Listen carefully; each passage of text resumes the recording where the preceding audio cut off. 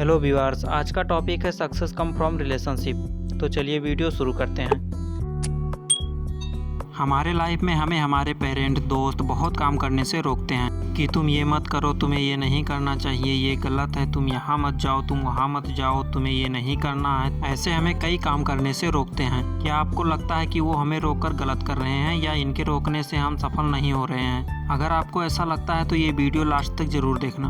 एक बार एक आदमी और उसका बेटा दोनों पतंग उड़ा रहे थे। पतंग बहुत ही ऊंचाइयों पर उड़ रही थी, वो बादलों को छू रही थी।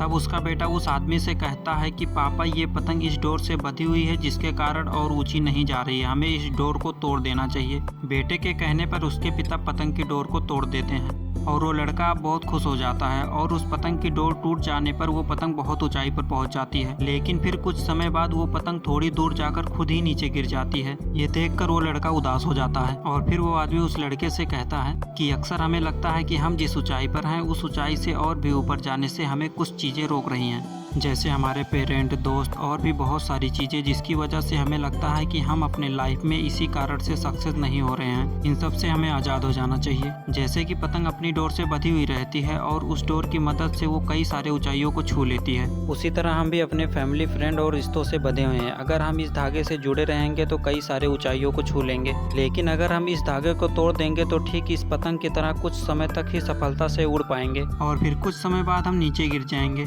ये पतंग जब तक नई ऊंचाइयों को हासिल करेगी तब तक वह अपनी डोर से बंधी हुई है, लेकिन जब पतंग अपनी डोर से अलग होती है तो कुछ समय बाद वह नीचे गिर जाती है। पतंग की डोर की तरह हमें भी अपने लाइफ में रिश्तों की डोर से बंधे हुए रहना चाहिए, जिससे हम अपने लाइफ में नई नई ऊंचाइयों को अचीव करते रहें। तो आज के वीडियो में बस इतना ही। Thanks for watching.